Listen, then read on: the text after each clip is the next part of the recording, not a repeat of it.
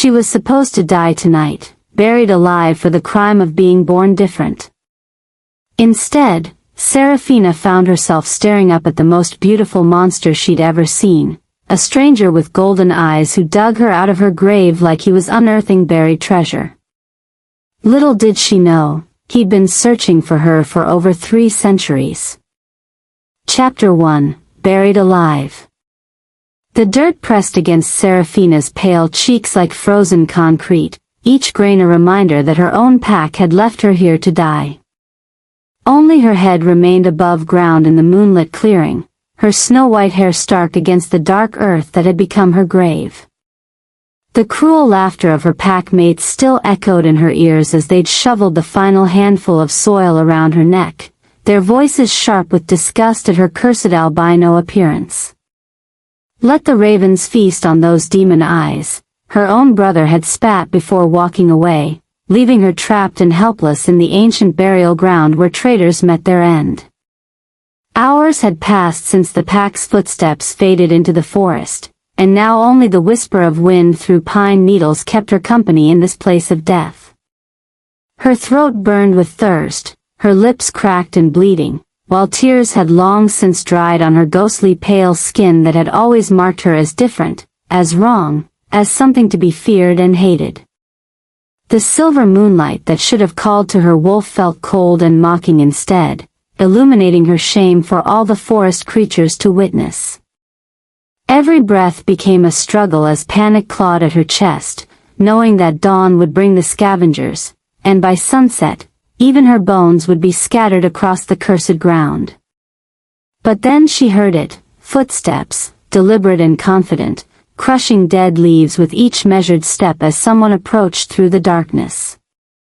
Her heart hammered against her ribs as a shadow fell across her face, blocking out the moon's cruel light, and she found herself staring up into the most beautiful and terrifying golden eyes she'd ever seen. The stranger knelt beside her buried form, his movements fluid and predatory, and when he spoke, his voice carried an authority that made her wolf whimper in recognition of something ancient and powerful. "Well, well," he murmured, tilting his head as he studied her with those burning amber eyes, "what have we here?" His scent hit her then, pine and leather and something wild that made her pulse race with an emotion she couldn't name, something that felt dangerously close to hope mixed with primal fear. Those golden eyes seemed to see straight through to her soul as he reached out one strong hand and began to brush the dirt away from her face with surprising gentleness, his touch sending electric shocks through her trapped body. "Please," she whispered, her voice barely a rasp after hours of silence, and something shifted in his expression, a flash of what might have been fury before his features settled back into that mask of dangerous calm. The stranger's presence filled the clearing like a storm about to break, and Seraphina realized that her burial ground had just become the stage for something that would change everything. When he began to dig, his movements were swift and efficient, as if unearthing buried wolves was something he'd done before, and with each handful of earth he removed, Seraphina felt not just her body being freed, but something deeper stirring to life within her chest. The golden-eyed stranger worked in silence, his jaw clenched with what looked like barely controlled rage, and she wondered if she was being rescued or simply claimed by a different kind of predator. As her shoulders emerged from their earthen prison, she caught sight of the tribal tattoos that spiraled up his muscular forearms, markings that seemed to shift and move in the moonlight like living shadows. "Who are you?" she managed to ask, but he only smiled, revealing teeth that seemed just a little too sharp to be entirely human. "Before we begin, drop a comment below with your country and what time it is right now where you're watching. Whether it's sunrise in Nairobi, midnight in New York, afternoon in Canada, or evening in the Philippines, I want to know. Don't just sit back, tell me where in the world you are." Now, let's dive into the story. 3 days earlier, Seraphina had been kneeling in her family's kitchen, scrubbing blood from the wooden floors while her stepmother Morgana stood over her with arms crossed and lips twisted in disgust. "Your very existence is a stain on this pack," Morgana had hissed, her dark eyes filled with the same hatred that had followed Seraphina since the day she was born, with skin like fresh snow and eyes like winter ice. The other pack members whispered that she was cursed, that her albino appearance marked her as touched by dark magic, and even her own father had begun to look at her with shame burning in his gaze. Every day brought new humiliations as she was forced to serve the very wolves who spat on her shadow, cleaning their messes and accepting their cruelty with a bowed head because she had nowhere else to go. Her wolf had never been strong enough to shift properly, remaining trapped in a painful half-form that left her caught between human and beast, neither fully one nor the other in a world where strength meant everything. The pack's healer had declared her transformation incomplete due to her tainted blood, and from that moment forward, she'd been treated as less than the Omega servants who at least could take their true wolf form under the full moon. Seraphina spent her nights pressed against her bedroom window, watching the other wolves run free through the forest while she remained trapped in flesh that felt like a prison. The loneliness ate at her soul like acid, making her wonder if the whispered rumors were true, if she really was some kind of abomination that had no place in the natural order. But the breaking point had come when Marcus, the pack's future alpha and her childhood tormentor, had cornered her in the storage shed behind the main lodge with violence gleaming in his amber eyes. "I'm tired of looking at your freakish face," he'd snarled, backing her against the rough wooden wall while his claws extended from his fingertips like silver daggers. His transformation had been swift and brutal, bones cracking and reshaping as his human form melted into that of a massive gray wolf with hatred burning in his gaze. When he'd lunged for her throat, Seraphina had done something that shocked them both. She'd fought back, her own claws emerging for the first time in her life as some primal instinct finally awakened within her pale form. The sound of Marcus hitting the shed wall had brought the entire pack running, and when they'd found him unconscious with 4 parallel gashes across his chest, their fury had been swift and merciless. "She's gone feral," her own brother Kieran had declared, pointing at her with the same disgust he might show a rabid animal, while the pack elders nodded their agreement with grim satisfaction. The trial had been a mockery of justice, lasting mere minutes before they'd pronounced her sentence, to be buried alive in the ancient punishment grounds where traitors and the cursed met their end. As they dragged her from the shed, Seraphina had caught sight of Marcus watching from his window, his lips curved in a cruel smile that promised this had all been part of some larger plan. The walk to the burial ground had felt like a funeral procession, with the entire pack following behind her like mourners attending her execution, their eyes burning with religious fervor as they prepared to cleanse their bloodline of its greatest shame. Her father hadn't even looked at her as they'd forced her to kneel in the freshly dug hole, and when the first shovelful of dirt hit her shoulders, Seraphina had finally understood that she'd never really belonged anywhere at all. The last thing she'd seen before the earth covered her body was the full moon hanging like a silver coin in the star-scattered sky, beautiful and distant and completely indifferent to her suffering.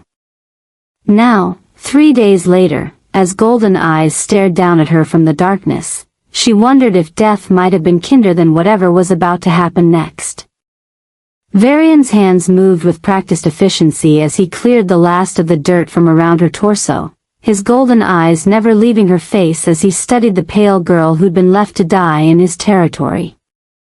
She was beautiful in the way that winter storms were beautiful, dangerous and otherworldly, and touched with something that made his vampire instincts hum with recognition of power barely contained.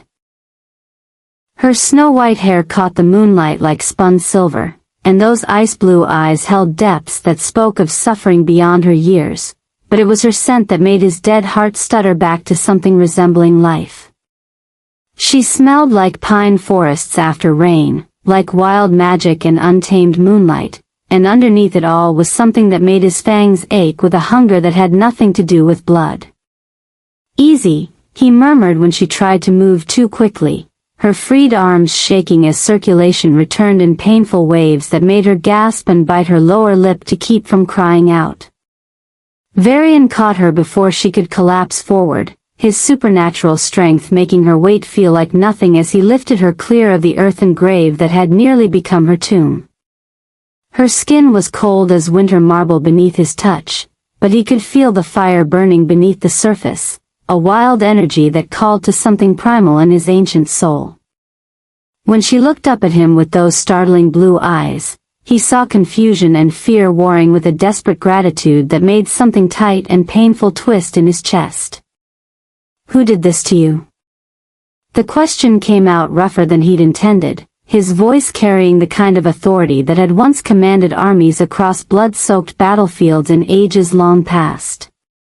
Her wolf scent was unmistakable, but there was something else layered beneath it, something that didn't quite fit the usual supernatural categories he'd learned to recognize over his centuries of existence. She was Pack, but also somehow apart from it, marked by difference in ways that went deeper than just her unusual coloring. When she tried to answer, her voice cracked like autumn leaves, and Varian found himself gentling his tone in a way that would have shocked anyone who knew him as the ruthless prince of the northern vampire court. Seraphina stared up at her rescuer with wonder and terror warring in her chest, taking in the sharp angles of his face that seemed carved from living stone, the way his dark hair fell across his forehead in waves that begged to be touched. His golden eyes held an intensity that made her feel exposed and vulnerable, as if he could see every secret she'd ever tried to hide, but there was also something protective in his gaze that made her wolf whimper with confused longing. "My Pack," she whispered, the words tasting like ashes in her mouth. "They said I was cursed, that my white hair and pale skin marked me as touched by dark magic."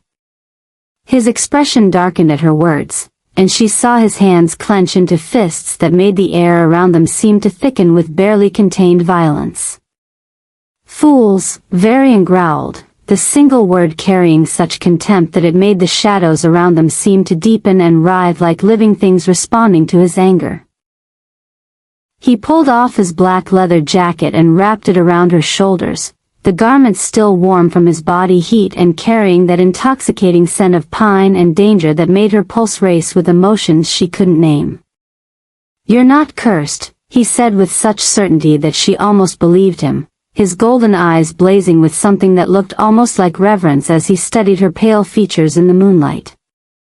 When his fingers brushed against her cheek to tuck a strand of white hair behind her ear, the contact sent electric shocks racing through her nervous system, and Seraphina realized that her rescue had just become infinitely more complicated than a simple act of mercy. Chapter 2, Sanctuary in Darkness. Varian's estate rose from the mist-shrouded forest like something from a dark fairy tale, all Gothic spires and ancient stone that seemed to drink in the moonlight rather than reflect it. Seraphina pressed closer to his warmth as they approached the massive iron gates that swung open at their approach without any visible mechanism, revealing a mansion that spoke of wealth and power accumulated over centuries rather than mere decades. The gardens they passed through were wild and beautiful in a way that seemed almost magical, with night-blooming flowers that glowed silver in the darkness and trees whose branches moved without any wind to stir them. "Welcome to Shadowmere," Varian said quietly, his voice carrying a note of something that might have been pride mixed with ancient loneliness, and Seraphina wondered what kind of man lived in a place that felt like it existed halfway between the world of the living and something far more mysterious. Inside, the mansion was a study in elegant darkness, with soaring ceilings lost in shadow and artwork that seemed to watch her with painted eyes as they passed through corridors that felt like they went on forever. Crystal chandeliers cast dancing light that created moving patterns on the walls, and everywhere she looked, she saw evidence of a life lived across centuries, ancient weapons mounted on walls, books in languages she couldn't read, and furniture that belonged in museums rather than someone's home. Varian moved through it all with the fluid grace of someone who owned every shadow and commanded every silence, and when servants appeared as if from thin air to bow respectfully before melting back into the darkness, Seraphina began to understand that her rescuer was far more than he appeared. "You need food and rest," Varian said as he led her to a room that was larger than her family's entire house, with a fireplace big enough to stand in and windows that looked out over the moonlit forest she'd nearly died in.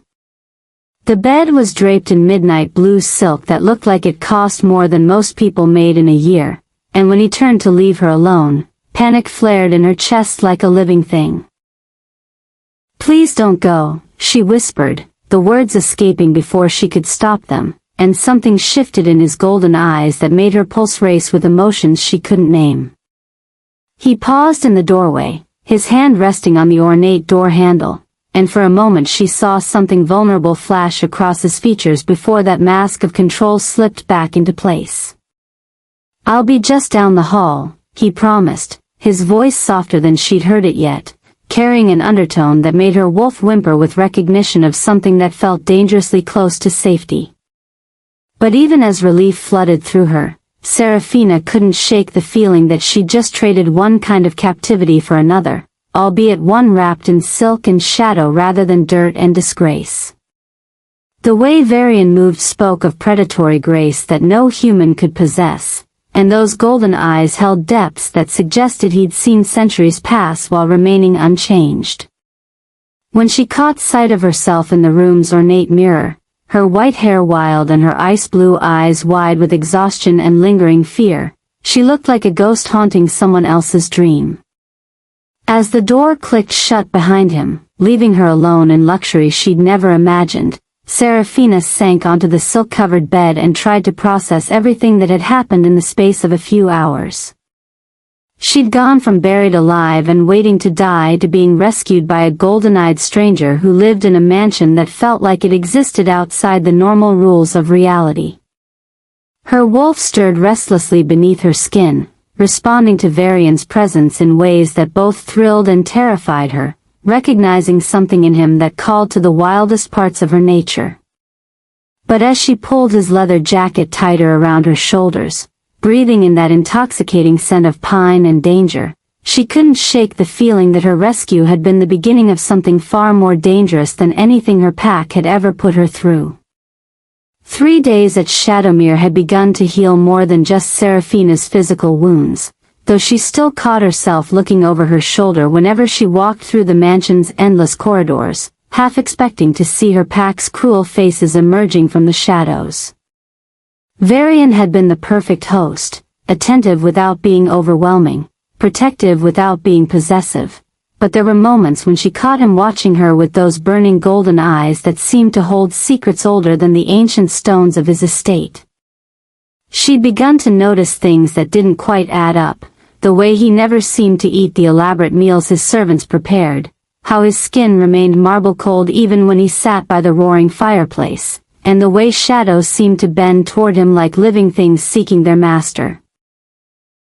This morning, she'd awakened to find a wardrobe full of clothes in her exact size, all in shades of silver and midnight blue that complemented her pale coloring in ways that made her feel beautiful for the first time in her life. The silk dress she wore now moved like water against her skin, and when she'd caught sight of herself in the mirror, she'd barely recognized the elegant creature staring back at her.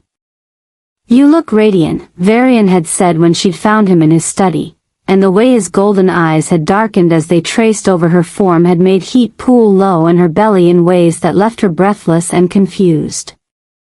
There was something predatory in the way he looked at her, something that made her wolf whimper with a mixture of fear and desperate longing.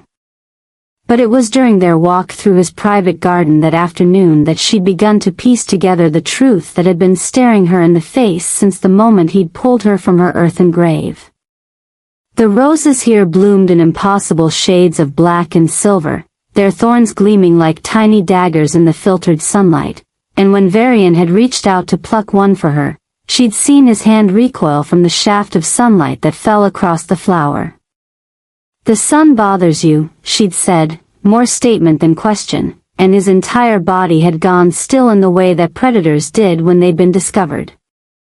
"It's complicated," he'd replied, but his voice carried undertones that made every instinct she possessed scream warnings about the beautiful monster standing beside her.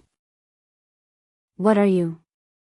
The question escaped before she could stop it, and when Varian turned to face her fully, she saw centuries of loneliness and hunger burning in those golden depths that had haunted her dreams since the night of her rescue. He moved closer with that fluid grace that spoke of supernatural speed and strength, and when he cupped her face in his cold hands, she felt her wolf stirring to life beneath her skin in ways it never had before. "I'm the thing your pack tells stories about to frighten children," he said softly, his thumb tracing the curve of her cheekbone with reverent gentleness that contradicted the darkness in his words. "I'm the monster who drinks blood under the full moon and commands the shadows like others command hunting hounds." The confession should have sent her running in terror, but instead, Seraphina found herself leaning into his touch as understanding crashed over her like a cold wave. Vampire, the enemy of everything she'd been raised to believe in, the predator her people had warred against for generations. "You saved me," she whispered, searching his face for signs of the monster he claimed to be and finding only the man who'd given her refuge when her own kind had left her to die. His eyes flashed with something that might have been surprise or relief, and when he leaned down to rest his forehead against hers, she could feel the careful control he maintained over whatever dark hunger lived beneath his marble skin. "I should be afraid of you," she admitted, her voice barely a breath in the space between them, but even as she said it, she knew that fear wasn't what made her heart race when he was near. The attack came at sunset, just as the last rays of light were fading from Shadowmere's ancient windows, and the sound of splintering wood echoed through the mansion like thunder announcing a storm. Seraphina had been reading in the library when the first crash shattered the evening's peace, sending birds exploding from the trees outside in black clouds that darkened the sky like an omen of violence to come. Her pack had found her, somehow, impossibly. They'd tracked her scent to this sanctuary and brought with them the kind of fury that could only be satisfied with blood.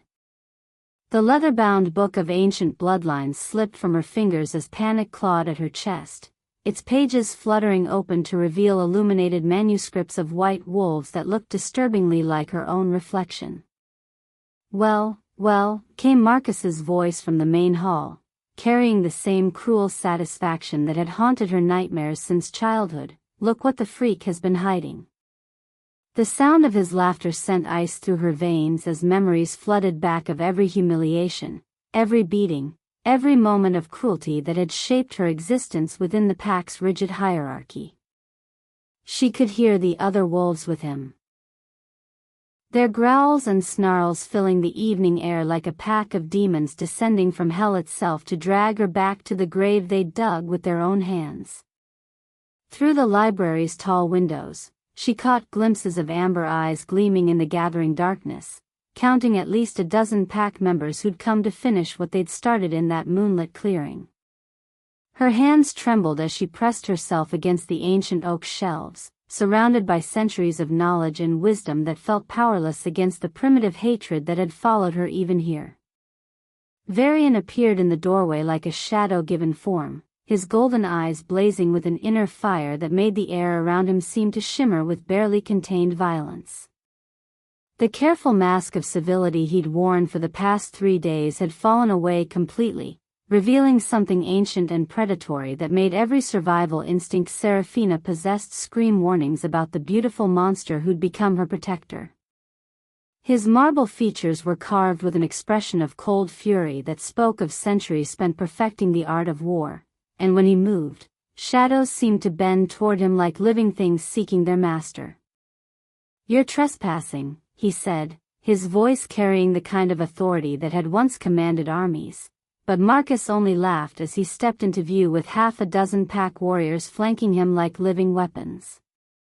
The young alpha's amber eyes burned with hatred as they locked onto Seraphina, and she saw her death written in his cruel smile. "Did you really think you could hide from us forever, freak?" Marcus taunted, his voice echoing through the mansion's corridors like a curse seeking its target. "We followed your stench across 3 territories, and every mile only reminded us of how much you don't belong anywhere in this world." His pack spread out behind him with the practiced coordination of hunters who'd worked together for years, their eyes gleaming with the kind of religious fervor that came from believing they were cleansing the world of its impurities. Elder Thorn stepped forward from the shadows, his silver hair wild and his weathered face twisted with the same disgust that had condemned her to that earthen grave. "The abomination has corrupted herself with vampire filth," he spat, his amber eyes burning with righteous fury as they swept over the mansion's opulent interior. "She'll burn for this betrayal, along with the bloodsucker who dared shelter what belongs to us." "We've come for our property," Marcus snarled, his body already beginning the transformation that would turn him from man to wolf, bones cracking and reshaping as his human form melted into something far more dangerous.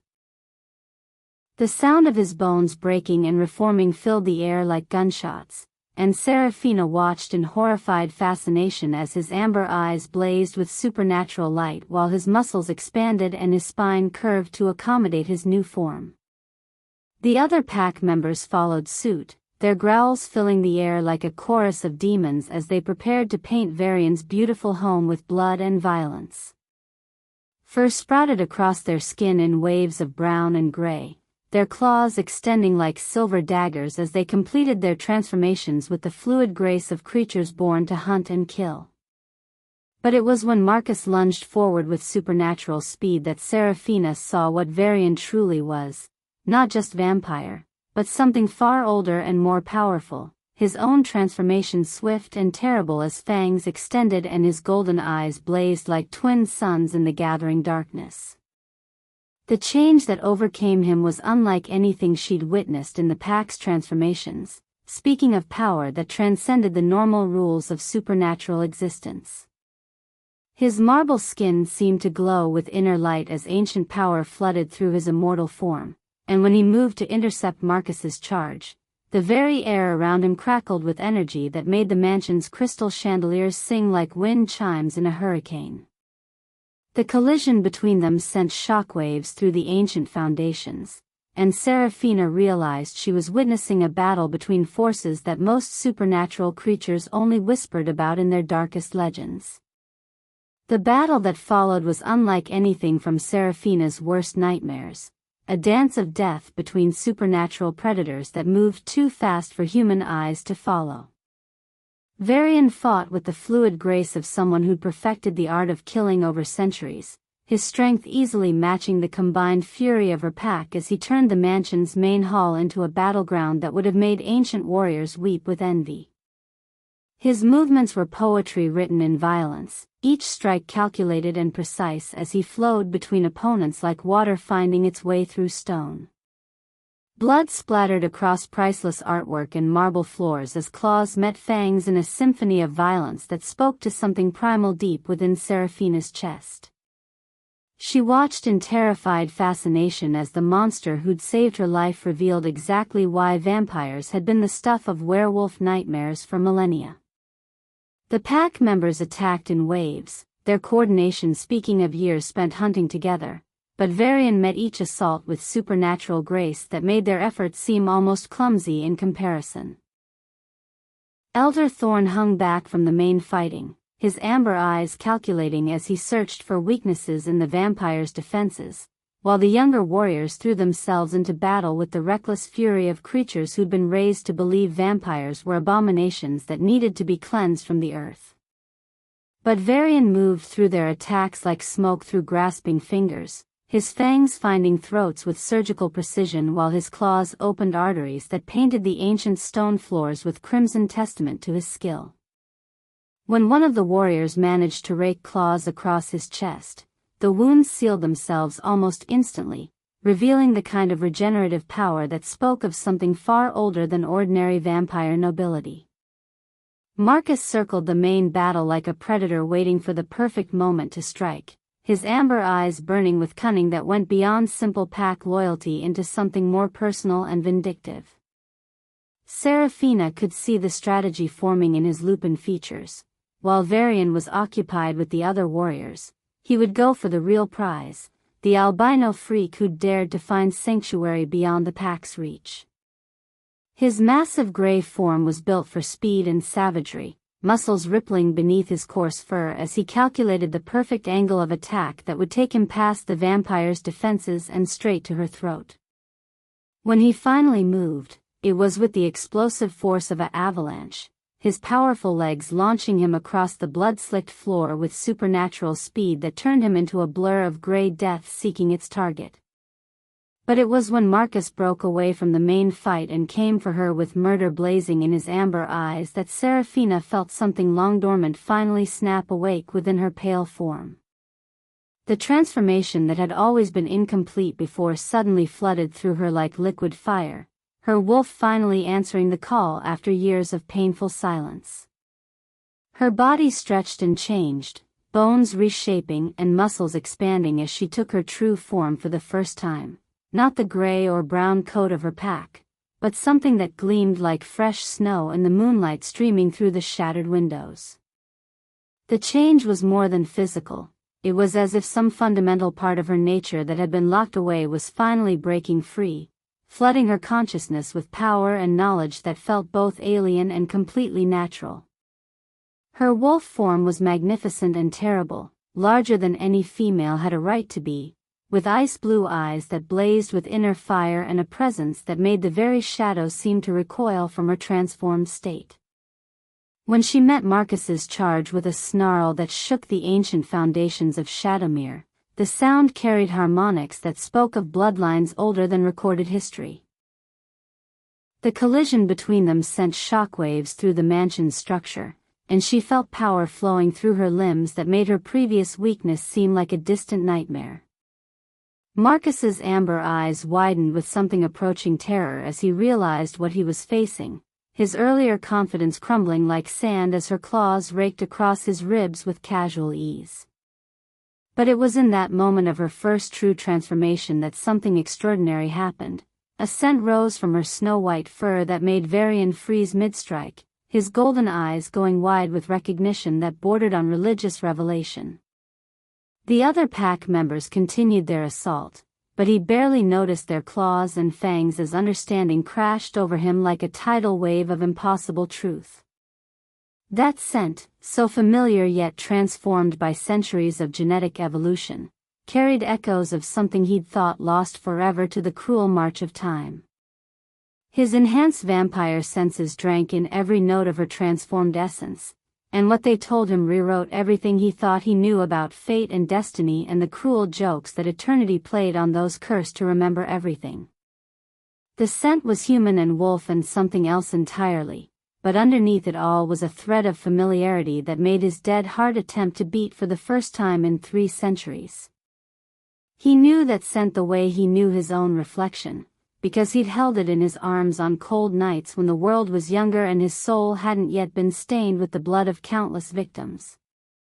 Isabella, he whispered, the name escaping his lips like a prayer to gods he'd long since stopped believing in, and for a moment the battle raging around him faded to meaningless background noise. His human wife's name hung in the air like a ghost demanding recognition, and as Seraphina's transformed scent filled his supernatural senses, the impossible truth began to crystallize in his ancient mind. Isabella had died in childbirth 347 years ago, her life bleeding away in his mortal arms while their daughter drew her first breath in a world that would soon lose all meaning for him. He'd become vampire shortly after, driven by grief and rage to seek the dark gift that would let him hunt the plague that had taken his beloved, but their daughter Elena had been raised by Isabella's sister in a village he'd never returned to. The vampire transformation had severed most of his human connections, and by the time the bloodlust faded enough for him to think clearly, decades had passed and Elena had vanished into the kind of anonymity that swallowed most human lives. He'd assumed she'd lived and died as mortals did, leaving behind nothing but fading memories in an immortal mind that remembered everything with crystal clarity. But now, breathing in Seraphina's transformed scent, he understood that Elena had not simply vanished. She'd found her way into werewolf territory, perhaps fleeing some danger or seeking sanctuary among creatures who might understand what it meant to be different. Somewhere in the intervening centuries, his mortal bloodline had mixed with Luna genetics, creating something that shouldn't have been possible but stood before him in snow-white magnificence that took his breath away. The vampire genes that had been dormant in Elena's children had awakened in unexpected ways, mixing with shapeshifter DNA to create the unusual coloring that had marked Seraphina as cursed when she was actually blessed beyond measure. The realization hit him like a physical blow, staggering him even as his supernatural reflexes continued to deflect the pack's increasingly desperate attacks. This magnificent white wolf snarling at her tormentors was his own blood, his descendant, the living proof that some part of his mortal life had survived the centuries of darkness and death that had defined his immortal existence. Her ice-blue eyes held echoes of Isabella's gentle gaze, and the fierce protectiveness that had driven him to that burial ground suddenly made perfect sense. His vampire instincts had recognized family bonds that transcended the normal rules of supernatural genetics. The connection he'd felt to her from the moment he'd seen her buried form hadn't been simple attraction or predatory interest, but something far more primal and profound. Great-great-granddaughter, he breathed, the words carrying wonder and horror in equal measure as the full implications of what he discovered began to sink in. The feelings that had been growing between them over the past 3 days suddenly took on a complexity that made his ancient soul recoil in confusion and self-disgust. Had his protective instincts been familial all along? Was the desire he felt for her some twisted echo of the love he'd borne for Isabella, projected onto her descendant in ways that violated every moral code he'd tried to maintain despite his monstrous nature? The questions multiplied like breeding serpents in his mind, each one more poisonous than the last as he tried to understand what this revelation meant for everything that had passed between them. But even as his mind reeled with the implications, his body continued to fight with supernatural grace, his fangs and claws finding their targets with mechanical precision while his consciousness struggled to process this impossible truth. The pack members seemed to sense his distraction, pressing their attack with renewed fury as they sought to exploit what they perceived as weakness in his defenses. Elder Thorne's voice rose above the sounds of battle, calling out orders that coordinated their assault with the kind of tactical awareness that spoke of decades spent in supernatural warfare. The bloodsucker weakens, he snarled, his amber eyes blazing with triumphant fury. Press the attack and reclaim what belongs to our bloodline. Seraphina fought with instincts that seemed to come from somewhere deeper than conscious thought, her white wolf form moving with a grace that spoke of royal bloodlines and power that had been sleeping in her veins since birth. Marcus's earlier confidence had evaporated completely as he found himself outmatched by the creature he'd spent years tormenting, her claws opening wounds that refused to heal properly while her strength seemed to grow with each passing moment. When she caught his throat between her jaws and applied just enough pressure to make her point without crushing his windpipe, the message was clear: she could end him whenever she chose, and they both knew it.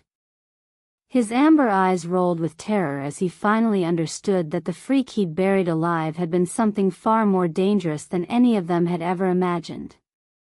The other pack members began to fall back as they witnessed their future alpha being dominated by the albino outcast they'd come to retrieve, their earlier religious fervor giving way to the kind of primal fear that came from realizing they'd bitten off far more than they could chew. Varian's distraction was fading as the immediate threat to Seraphina galvanized his protective instincts, vampire and familial bonds combining to create something that burned like molten steel in his immortal veins. When he moved to join her side, his golden eyes blazed with the kind of fury that had once terrified armies, and the pack members still standing began to back toward the shattered entrance with something approaching panic in their amber gazes.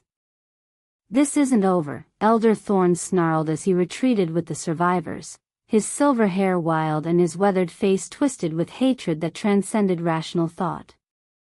"The pack will never accept this abomination, and neither will the Council of Alphas when they learn what she truly is."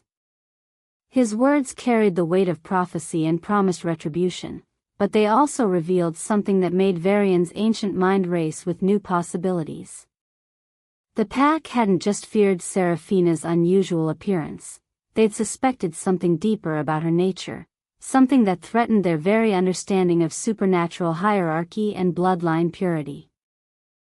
As the surviving pack members vanished into the night, leaving behind only blood and broken furniture as evidence of their intrusion, Varian found himself alone with the magnificent white wolf who'd just revealed herself to be something far more complex than either of them had imagined.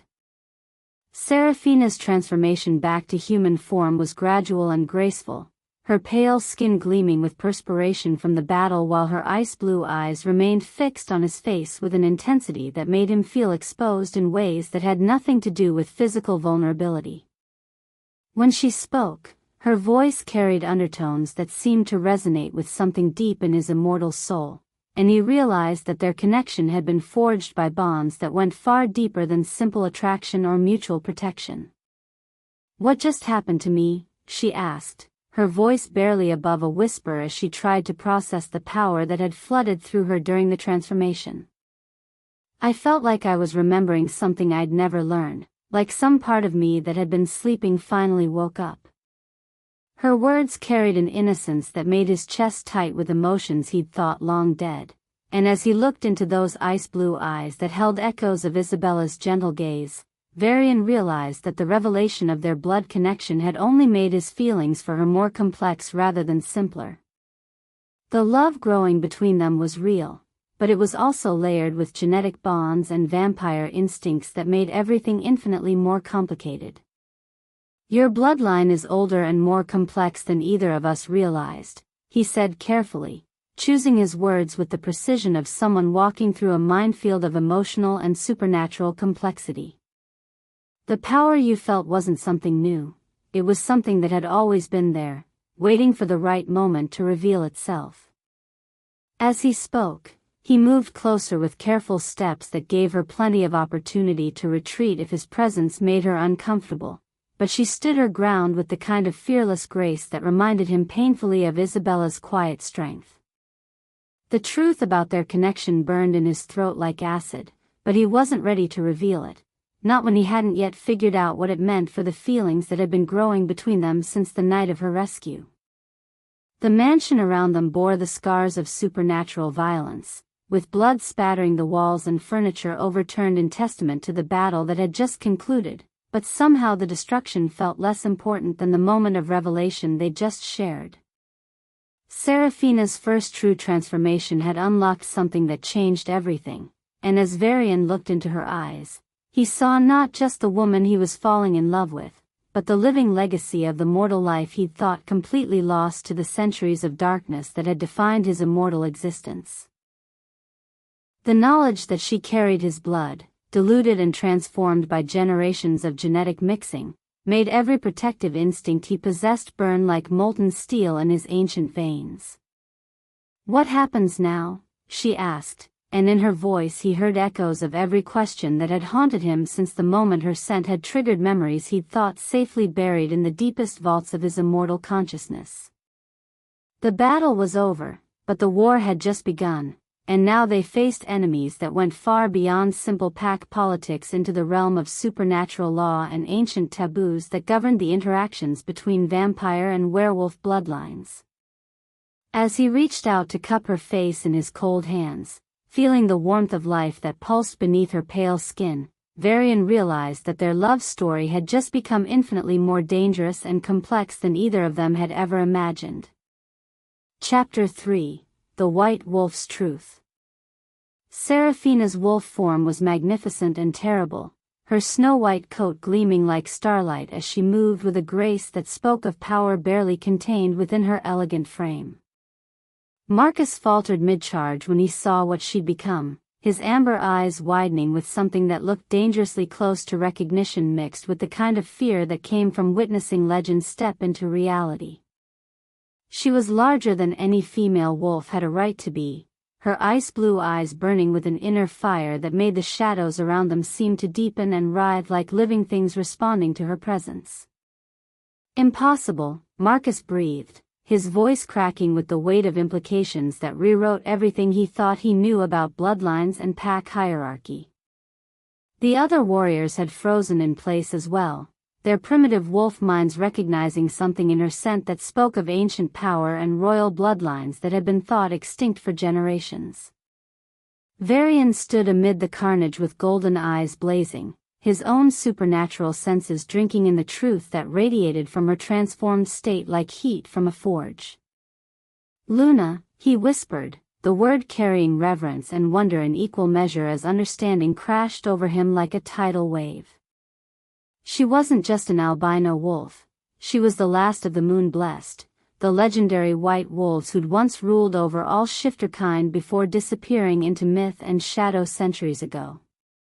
Seraphina felt the weight of destiny settling around her shoulders like a mantle she'd never asked to wear, her wolf form humming with power that had been sleeping in her blood since the day she was born. The pale coloring that had marked her as cursed was actually the sign of the most royal bloodline in supernatural history, and every instinct she possessed was telling her that this moment had been building since the night she'd first drawn breath.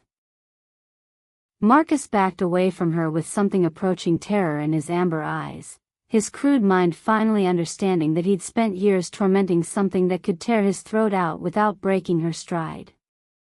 "You know what I am," she said, her voice carrying clearly despite her wolf form, and the words seemed to hang in the air like a judgment waiting to fall. "The pack elders knew," Marcus stammered, his earlier confidence crumbling like sand as the full implications of what he'd done began to sink in. "They had to know what you were, but they were afraid of what it would mean for their power if word got out that a true Luna had been born among them." His confession hung in the blood-scented air like a poison, revealing the conspiracy that had shaped her entire life from the moment she'd been old enough to show her unusual coloring. They'd buried her alive not because she was cursed, but because she was blessed in ways that threatened everything they'd built their authority upon, and now that secret was out, written in the supernatural energy that radiated from her transformed state like moonlight made manifest.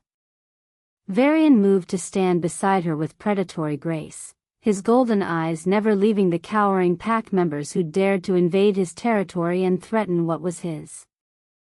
"You have 10 seconds to leave my lands," he said, his voice carrying the kind of authority that had once commanded armies across blood-soaked battlefields, "and if any of you ever come near her again, I'll show you exactly why vampires have been the nightmare that haunts your kind's darkest dreams."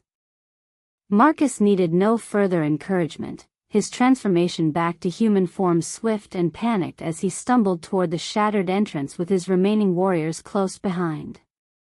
But as they fled into the night, Seraphina caught the promise in his amber eyes. This wasn't over, and her newfound power had just painted a target on both their backs that would never fade. In the aftermath of the battle, Shadowmere felt different somehow, charged with the kind of energy that came from secrets finally revealed and power no longer hidden behind careful masks. Seraphina had shifted back to her human form, but the memory of her wolf strength still hummed beneath her skin like electricity waiting to be unleashed, and when she looked at herself in the mansion's ornate mirrors, she no longer saw the cursed outcast her pack had despised. The transformation had awakened something deeper than just her Luna heritage. Fragments of memories that felt both foreign and familiar flickered at the edges of her consciousness like half-remembered dreams. Varian moved through the destruction with fluid efficiency, his servants appearing from the shadows to begin repairs that would erase all evidence of the violence that had painted his beautiful home with blood and broken dreams. But it was the way he looked at her now that made her pulse race with emotions she couldn't name. Reverence mixed with desire, and something deeper that spoke of recognizing her true worth for the first time. The mansion's ancient corridors seemed to whisper with secrets as they made their way to Varian's private study, each step echoing with the weight of revelations that hung heavy in the air between them. Seraphina found herself noticing details she'd somehow missed before, the way certain portraits seemed to watch her with painted eyes that held recognition, the scent of old magic that clung to the walls like incense from forgotten rituals. Her heightened senses, awakened by the battle and her first true transformation, were picking up traces of supernatural energy that spoke of centuries of accumulated power and knowledge. When they passed a particular tapestry depicting white wolves running beneath a full moon, she felt a jolt of déjà vu so strong it nearly brought her to her knees, as if she'd seen that exact image countless times before in circumstances she couldn't quite recall. "Aluna," Varian said softly as they stood together in his private study, the word carrying weight that seemed to fill the room with ancient power and half-forgotten legends. Books lined the walls from floor to ceiling, many of them bound in leather that looked older than most civilizations, their spines inscribed with symbols that seemed to shift and writhe in the candlelight like living things responding to her presence. The study itself was a repository of supernatural knowledge accumulated over centuries, with artifacts and relics that spoke of a world far older and more complex than anything she'd ever imagined. When he pulled down a particular volume from the highest shelf, its leather binding worn smooth by countless hands, she felt her heart skip a beat as recognition flared somewhere deep in her subconscious mind. She knew this book, had seen it before in circumstances that danced just beyond the reach of her memory. The tome fell open in his hands as if guided by some supernatural force, revealing pages that seemed to glow with their own inner light as illuminated manuscripts painted in gold and silver ink caught the firelight from the study's massive hearth. The moon-blessed were the first and most powerful of all shapeshifter bloodlines, Varian explained, his golden eyes burning with the intensity of someone sharing sacred knowledge that had been hidden from the world for generations. They ruled with wisdom and strength that kept the supernatural world in balance, commanding respect from vampires and werewolves alike through power that transcended the normal rules of our existence. As he spoke, she found herself leaning closer to study the ancient text, her ice-blue eyes drinking in every detail of the artwork that seemed to pulse with life of its own. But it was when her gaze fell upon a particular illustration that the world tilted on its axis, sending shockwaves through her consciousness that made the very foundations of her reality crumble like sand. The painted figure staring back at her from the centuries-old manuscript wasn't just similar to her appearance, it was her, down to the last detail of her snow-white hair and ice-blue eyes, rendered with such perfect accuracy that it might have been painted yesterday rather than centuries before her supposed birth. Her fingers trembled as she traced the delicate brushstrokes that captured every nuance of her features, and as her skin made contact with the ancient parchment, something explosive detonated in her mind like a dam bursting under impossible pressure. The memories came flooding back in a torrent of images and sensations that overwhelmed her consciousness with their intensity and scope, revealing a truth so staggering that she would have collapsed if not for Varian's strong arms catching her as her knees buckled. She remembered now, remembered everything with crystal clarity that made the past century and more unfold before her like a tapestry woven from pain and deception. The 19 years of life she thought she'd lived were nothing but the latest layer of false memories, carefully constructed illusions designed to keep her weak and tractable while her true power slept beneath magical bonds that had held her prisoner for longer than most mortals lived. 127 years, she whispered, the words falling from her lips like stones into still water as the full scope of her stolen existence became clear. The pack hadn't just buried her alive, they'd been burying her true self for over a century, using dark magic to suppress her memories and bind her wolf while creating false histories that kept her believing she was nothing more than their cursed outcast. The Marcus who'd tormented her wasn't even the original. He was the great-grandson of the Alpha who'd first imprisoned her, carrying on a family tradition of cruelty that spanned generations. Every few decades, when her true nature began to stir or her memories started to surface, they'd perform the ritual again, wiping her consciousness clean and starting the cycle of abuse over with fresh lies and manufactured trauma. The revelation crashed over her in waves that left her gasping for breath as she tried to process the magnitude of what had been stolen from her. She remembered the first Marcus now, his great-grandfather, a cruel young alpha who'd lusted after her power and sought to claim her as his mate despite her refusal. When she'd rejected him publicly, humiliating him before the entire pack, he'd conspired with the dark witches who lived in the shadow of their territory to devise a punishment that would be worse than death. The binding ritual had taken place under a blood moon, with chains forged from silver and iron holding her down while they poured liquid darkness into her veins and spoke words in languages that predated human civilization. "I remember the pain," she said, her voice breaking as images flooded her consciousness of that first night when they'd torn her memories away like pages from a book, leaving behind only empty spaces that they'd filled with carefully crafted lies. "I remember fighting against the magic, trying to hold on to who I was while they remade me into their perfect victim. The false memories they'd implanted had been works of art in their own way, complete fictional histories that explained her unusual appearance while making her believe she'd always been weak, always been different, always been at the mercy of those around her. They'd stolen not just her past but her sense of self-worth, replacing the confidence of a true Luna with the crushing shame of someone who believed herself to be cursed."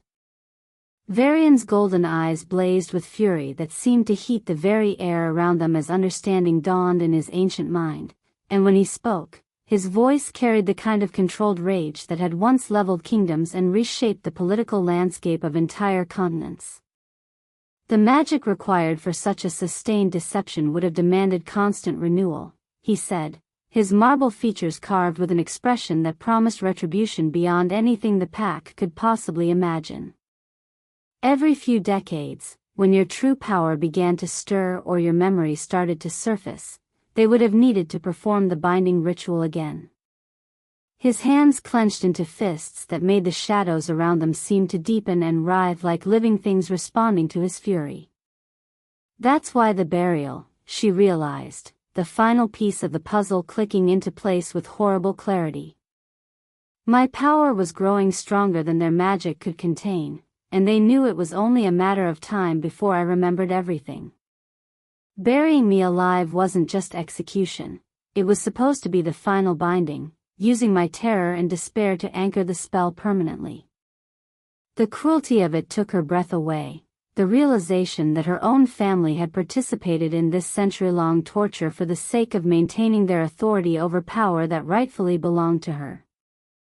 Every humiliation, every beating, every moment of cruelty had been carefully calculated to keep her believing she deserved nothing better than their contempt. The pack's fear of her unusual appearance suddenly made perfect sense. They hadn't been afraid of albino coloring, but of what that coloring represented.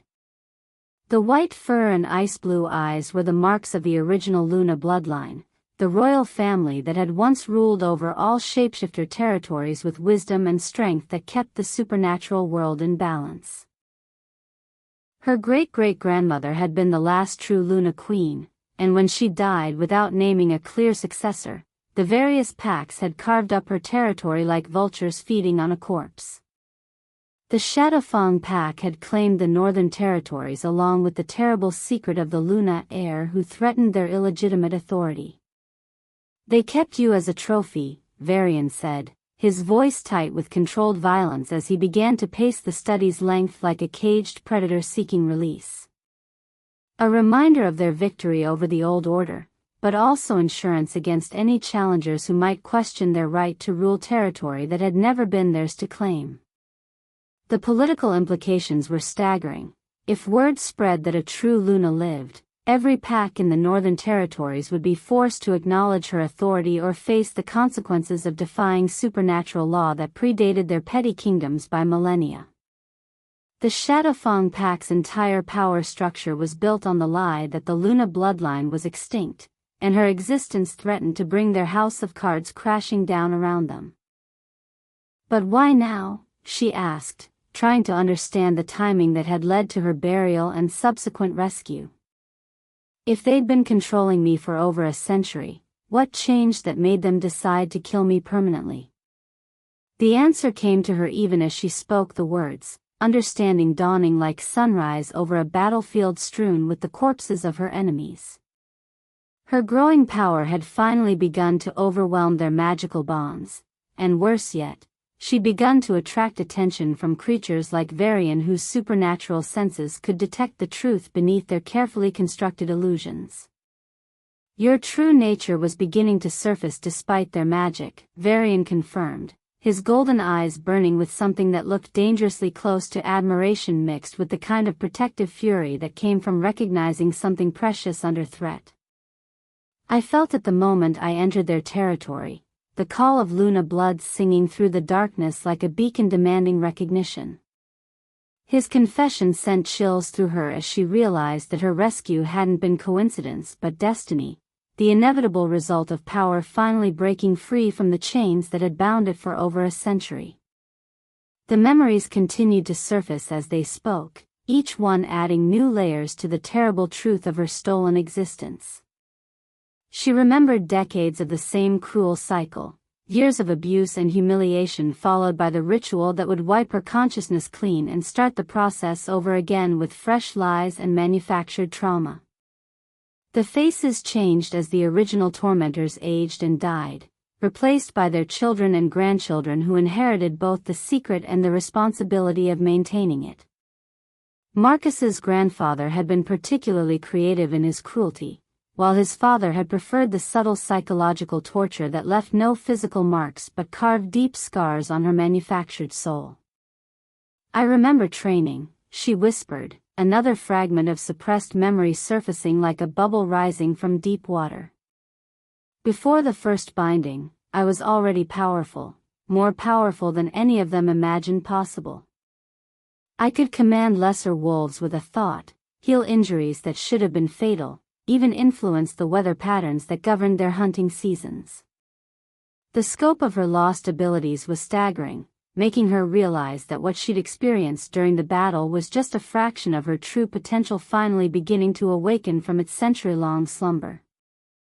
The ancient tome in Varian's hands seemed to pulse with renewed energy as if responding to her recovered memories, its pages fluttering open to reveal passages written in the old tongue that she could suddenly understand despite never having learned the language. The text spoke of Luna duties and responsibilities that went far beyond simple pack leadership. They were meant to be bridges between the supernatural world and the natural one, guardians of the balance that kept both from destroying each other through unchecked ambition and territorial warfare. Reading the ancient words was like coming home after a lifetime of exile, and she felt tears streaming down her cheeks as she understood exactly how much had been stolen from her. They didn't just take my memories, she said, her voice breaking with the weight of revelation as the full scope of the conspiracy became clear. They took my purpose, my duty, everything I was meant to be and become. For over a century, the supernatural world has been without its Luna, and the chaos and warfare between the packs is the result of that absence. The guilt hit her like a physical blow as she realized that her imprisonment had contributed to decades of unnecessary violence and bloodshed that might have been prevented if she'd been free to fulfill her destined role. But Varian moved closer with that predatory grace that spoke of supernatural speed and strength, and when he cupped her face in his cold hands, she felt her wolf stirring to life beneath her skin in ways that both thrilled and terrified her. "None of that was your fault," he said firmly, his golden eyes blazing with conviction that seemed to burn away the guilt and shame that had been programmed into her manufactured psyche. "You were a victim of the most sophisticated magical conspiracy in supernatural history, and the fact that you survived it with your essential nature intact speaks to a strength that goes far beyond anything they could understand or control." His words carried the weight of centuries and the authority of someone who'd witnessed empires rise and fall, and when she looked into those golden depths that held no judgment or pity, only recognition of her true worth, she felt something shift in her chest. The false humility and manufactured shame that had been such integral parts of her programmed personality began to crack and crumble like a shell falling away from a butterfly emerging into the light. For the first time in over a century, she was beginning to remember who she really was beneath the layers of lies and artificial trauma. "I am Luna Seraphina Moonlight," she said, the words feeling like truth spoken for the first time in decades as her true name rolled off her tongue with the weight of destiny and royal authority. Heir to the northern throne, guardian of the sacred groves, and keeper of the ancient pacts that bind the supernatural world together. Each title carried power that resonated through the ancient study like thunder rolling across mountains, and she saw Varian's eyes widen with something approaching reverence as he witnessed her true self finally breaking free from its magically imposed prison. The revelation changed everything and nothing all at once. Her feelings for Varian were real regardless of her true age, and the sanctuary he'd offered remained just as precious whether she was 19 or 127. If anything, knowing that they were closer in age and experience made their connection feel more natural, less like the dangerous attraction between a mortal predator and innocent victim. They were equals now in ways that mattered, two ancient souls who'd found each other across the wilderness of centuries and chosen to build something beautiful together despite the dangers that surrounded them. "What happens now?" she asked, though the question carried different weight than when she'd spoken it as a confused girl who thought herself powerless and alone. Now she was asking as a Luna who'd remembered her true nature, someone whose very existence threatened to reshape the political landscape of the supernatural world and bring justice to those who'd stolen over a century of her life. Varian's smile was sharp and predatory as he recognized the change in her, the way she held herself with newfound confidence that spoke of royal bloodlines and power that had finally been unleashed. "Now," he said, his voice carrying promise and threat in equal measure, "we make them pay for every year they stole, every memory they destroyed, every moment of pain they inflicted on someone who should have been ruling them instead of serving them." The offer hung in the air between them like a sword waiting to fall, and when she looked into his golden eyes, Seraphina saw not just love and protection, but the promise of partnership in bringing about the kind of justice that would make the supernatural world tremble.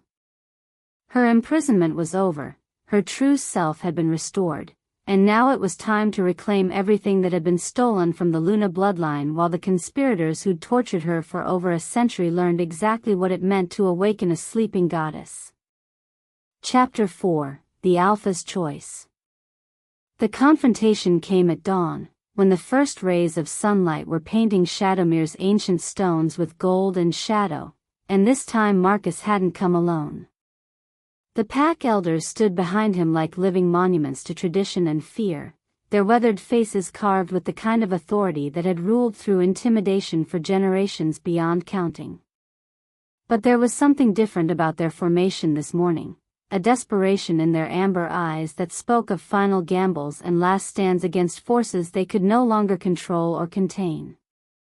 Elder Thorn, the silver-haired patriarch who'd pronounced her death sentence, stepped forward with the ceremonial staff that marked his position as pack leader, his weathered hands trembling slightly as they gripped the ancient wood that had been passed down through generations of alphas. His amber eyes burned with righteous fury as he surveyed the vampire's domain, but underneath the anger was something that looked dangerously close to fear. "Return what belongs to us," he commanded, his voice carrying the weight of supernatural law and ancient custom, but the words rang hollow in the morning air as if even he no longer believed in the authority they were meant to represent. The pack had brought everything they had to this final confrontation, 30 of their strongest warriors, weapons blessed by their shamans, and protective charms that were supposed to ward off vampire influence. Yet standing in the shadow of Shadowmere's ancient walls, surrounded by the kind of power that seemed to seep from the very stones themselves, their confidence was visibly cracking like ice under spring sunlight. "The Council of Alphas has declared her a threat to supernatural order," Thorn continued, his voice gaining strength as he invoked the authority of the greater werewolf hierarchy. "Her existence violates the ancient treaties that keep our kinds from war."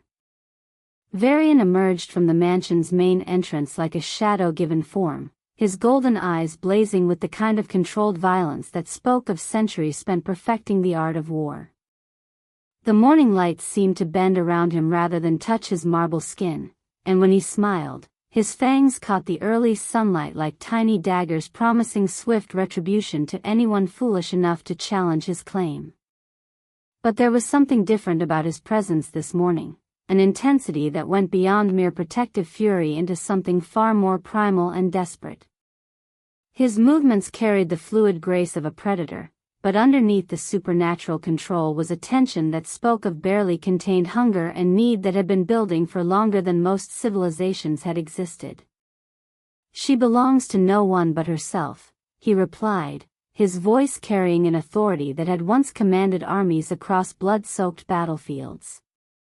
"And she's chosen to stay under my protection." The words hung in the air like a declaration of war, but even as he spoke them, Varian felt the weight of centuries pressing down on his immortal shoulders like a mountain seeking to crush him into dust. The scent of Seraphina's Luna blood called to something deeper than vampire hunger. It sang to the very core of what he was, promising salvation from a curse that had defined his existence since the night he'd first tasted death and found it wanting. His golden eyes tracked every movement of the assembled pack members, calculating angles of attack and defensive positions with the tactical awareness of someone who'd survived more battles than most creatures could imagine. But underneath the strategic thinking was a desperate need that clawed at his soul like a living thing demanding satisfaction. Seraphina stepped into view beside him, her snow-white hair catching the morning light like spun silver, and saw the elders' expressions shift from righteous anger to something approaching religious terror as they truly saw what she'd become.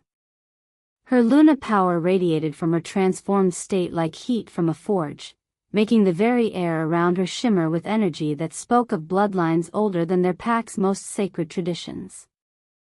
The recovery of her true memories had awakened abilities that had been sleeping for over a century, and now she stood before her former tormentors as the living embodiment of everything they'd tried to destroy.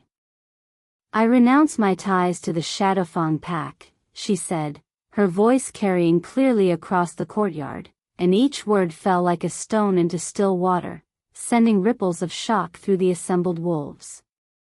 "You buried me alive for being different, and now you learn that difference makes me your superior in every way that matters." But as she spoke those words of defiance and liberation, Seraphina caught something in Varian's scent that made her newly awakened senses flare with alarm. Hunger, desperate and barely controlled, mixed with something that felt dangerously close to predatory need.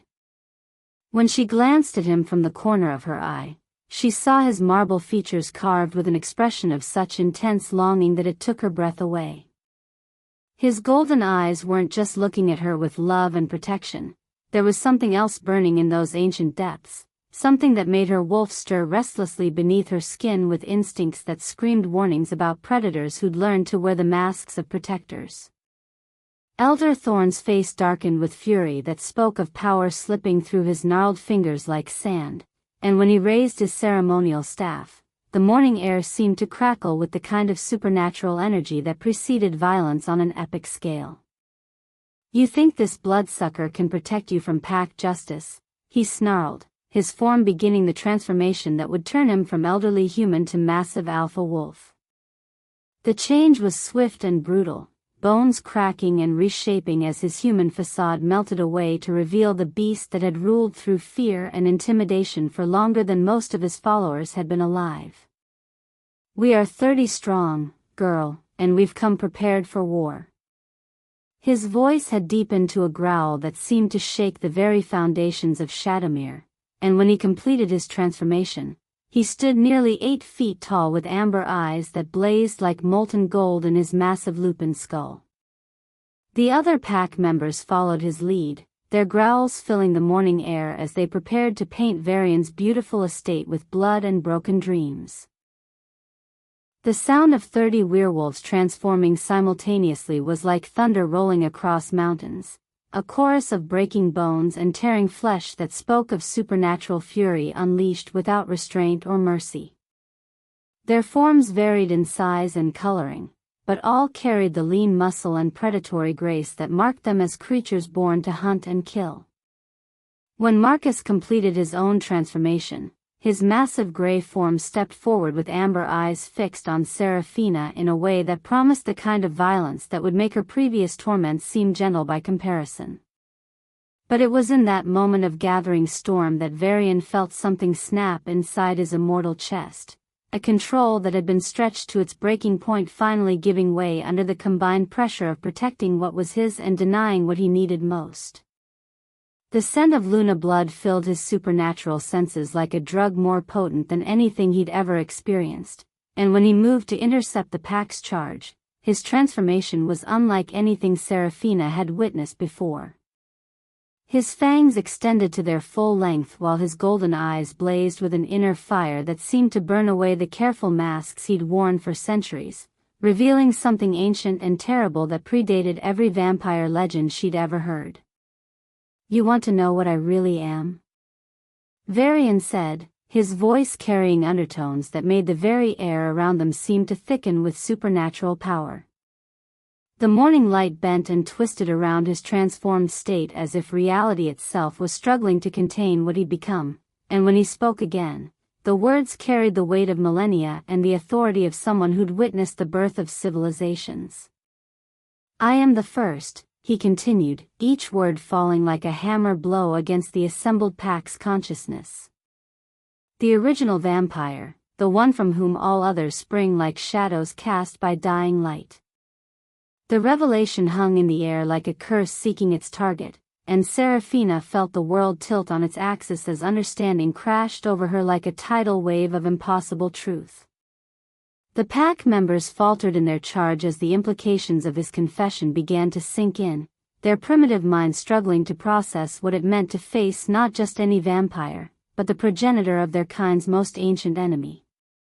Elder Thorne's massive form trembled with something approaching religious terror as he realized they weren't just challenging a supernatural predator, they were facing the living embodiment of every nightmare that had haunted werewolf dreams since the beginning of recorded history. "Impossible," he breathed, his voice barely a whisper in his transformed state, but the power radiating from Varian's ancient form made denial futile.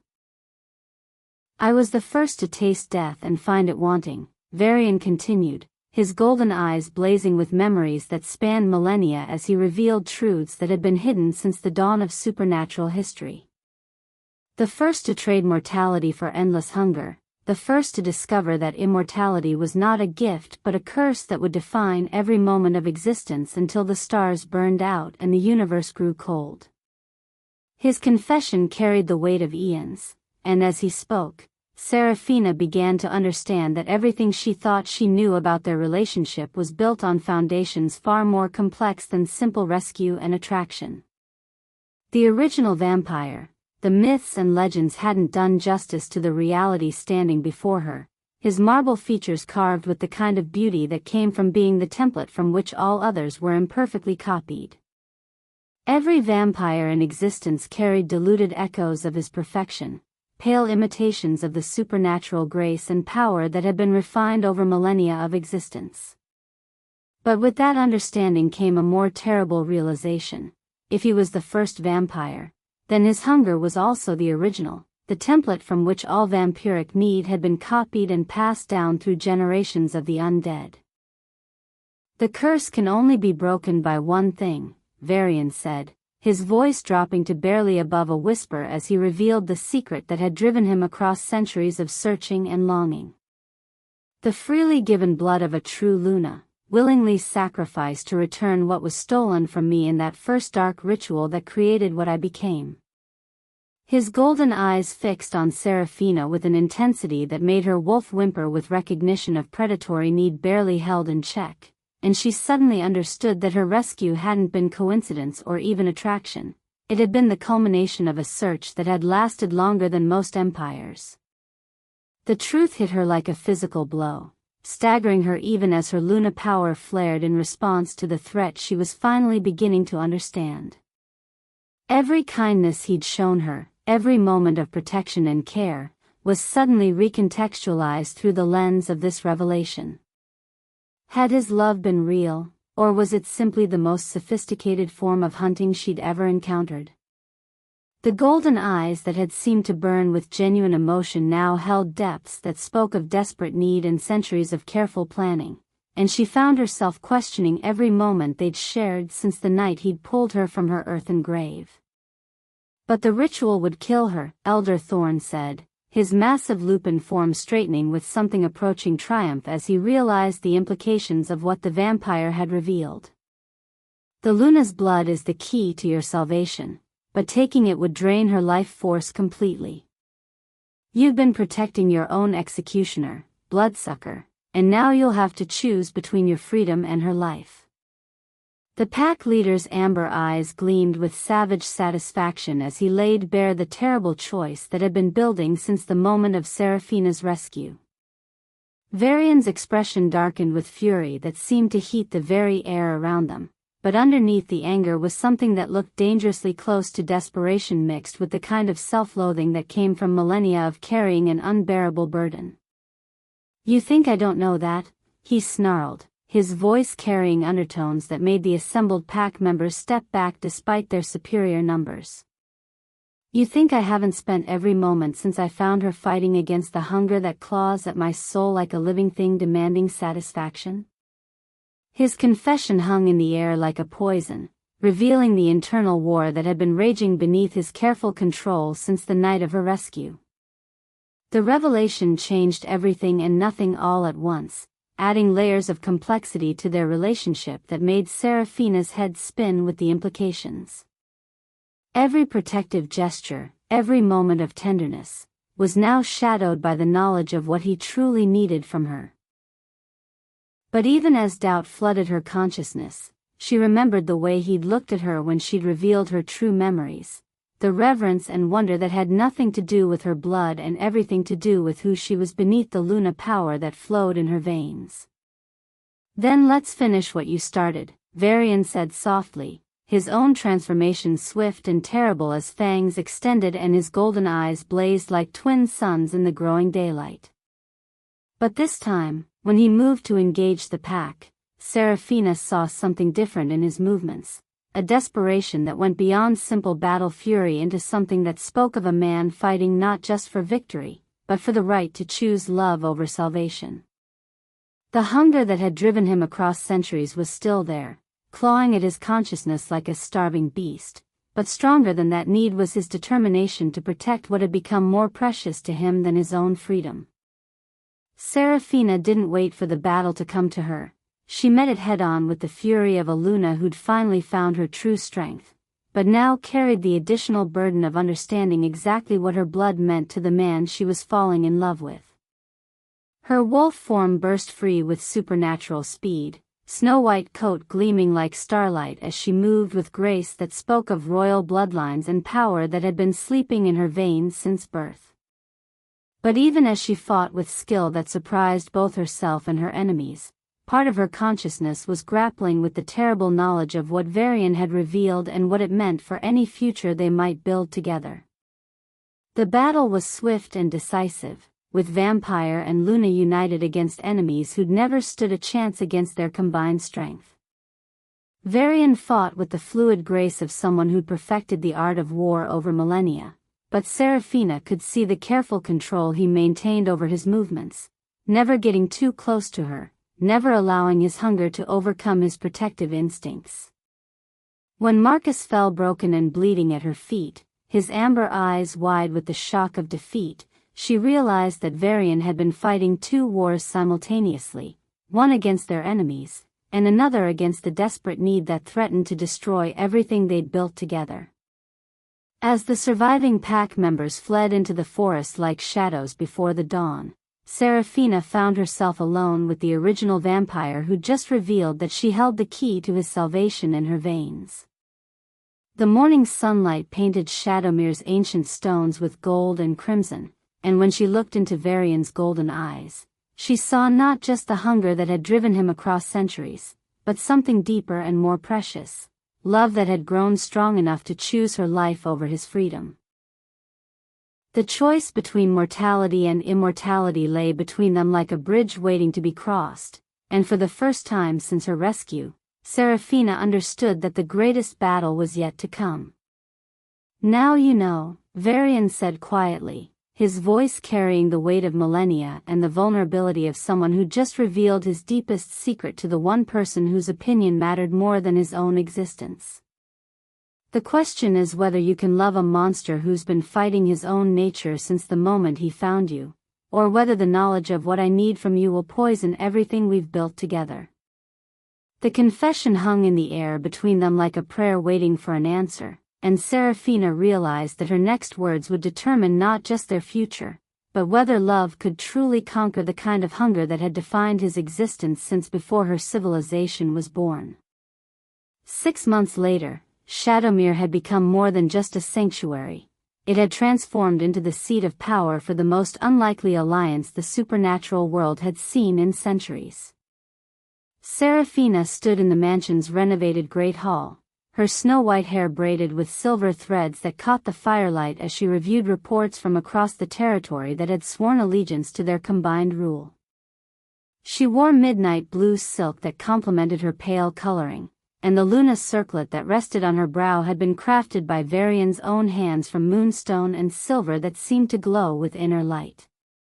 The scared, broken girl who'd been buried alive was gone forever, replaced by something magnificent and terrible that commanded respect from creatures who'd never bowed to anyone. Varian entered with the fluid grace that had first captured her attention in that moonlit clearing, his golden eyes warm with emotions that spoke of forever and protection and the kind of love that reshaped the world around it. He wore elegant black that emphasized the marble perfection of his features, and when he moved to stand beside her throne, the very shadows seemed to bend toward him like living things seeking their master. "The northern packs have agreed to our terms," he reported, his voice carrying satisfaction that came from watching enemies become allies through a combination of diplomacy and carefully applied terror. "They understand that attacking pack members under our protection will result in consequences they're not prepared to face. Their alliance had been forged in blood and sealed with something deeper than political necessity, the kind of bond that transcended the ancient enmity between vampire and werewolf to create something entirely new." Seraphina had learned to use the power that flowed in her veins under Varian's patient tutelage, discovering strength she'd never imagined and abilities that made her a force to be reckoned with in her own right. They ruled together with the perfect balance of her wisdom and his centuries of experience, creating a haven for outcasts and refugees who'd found no place in the rigid hierarchies of traditional supernatural society. The mansion had expanded to accommodate their growing court, with wings added for the various creatures who'd sworn fealty to their unconventional reign. "And Marcus?"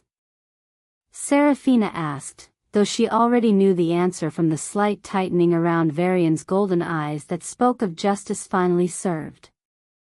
Her former tormentor had been stripped of his alpha status and exiled to the wasteland territories where survival was measured in days rather than years, carrying the scars of their final battle as permanent reminders of what happened to those who threatened what was theirs.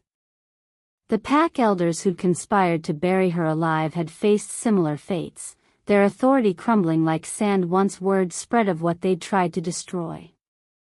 "He's learned the difference between predator and prey," Varian replied with satisfaction that carried undertones of the beautiful monster she'd fallen in love with despite every rational reason to fear him. But it was as they stood together watching the sunset paint the sky in shades of gold and crimson that the first whisper of new danger reached them through the growing shadows. A raven landed on the windowsill with wings that seemed to drink in the dying light, carrying a message sealed with black wax that bore the mark of the Vampire High Council, the ancient authority that had ruled over their kind since before human civilization crawled from the primordial darkness. Varian's expression darkened as he read the elegant script that spelled out their doom in terms that left no room for interpretation, and when he looked up at Seraphina, she saw centuries of careful political maneuvering crumbling beneath the weight of their unprecedented alliance. "They've declared our union an abomination," he said quietly, his voice carrying the weight of prophecy and approaching storm clouds. "The council has issued a blood warrant for both our deaths, and they're sending the Crimson Hunters to collect." For the first time since her rescue, Seraphina felt truly safe in Varian's arms. But in the shadows gathering beyond Shadowmere's borders, ancient enemies were already choosing their fate.